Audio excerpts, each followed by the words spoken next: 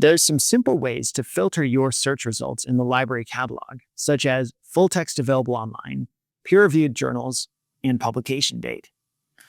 But if you want more advanced filtering to really narrow down your search results, there's additional options that can be quite useful.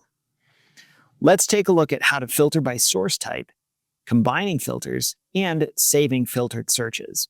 Start by visiting the library's website, library.okstate.edu.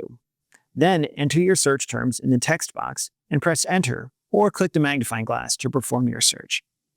For example, I'm taking an Ag Econ class and I need to do some research for a presentation about farm management. I'll start with a basic keyword search using the terms farm management strategies. The basic filters below the search box are a good place to start, but I'd like to dig deeper to get more targeted results. If I click source type and then more, I can see that these keywords produce results in over a dozen types of sources. Academic journals is the most popular, then news, magazines, and so on. I can click more than one option and then apply, and my results will be filtered to everything that meets both of those criteria.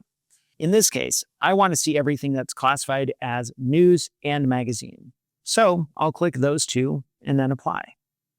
The page refreshes, and all the results I see now are either magazines or news. I see fewer results, but they're more targeted based on the source type filter. As you add filters, you might discover that some options become unavailable. This is because your results will become more limited as you combine filters. For example, with both of the filters I just applied, many source types are no longer visible because it's not possible for something to be classified as news, magazine, and also academic journal. If I really want to dig deep into the filters, I can use the All Filters option. Here's my initial search results for farm management strategies. If I click All Filters, I see a lot more ways to narrow my search results. Also, you might notice that several of these have already been applied. We'll come back to that in just a minute. The options in All Filters are organized into categories such as published date, content provider, source types, and more. Each of these menus has additional filters to select, and some even have search fields. For example, if I click the subject category, there are hundreds of filters to choose from. If I type cattle in the search field, it shows me a much smaller but more targeted list of options to select. You can combine as many filters as you want, but just know the library catalog will only show results that match all of the criteria, not results that match any of the criteria. The more filters you add, the fewer search results you will see. The lock icon at the top of All Filters gives you the option of keeping your filters active between searches, or removing filters and starting over with each new search. Finally, you can save a search so you can return to it later instead of going through the process of recreating a search along with the filters you've applied.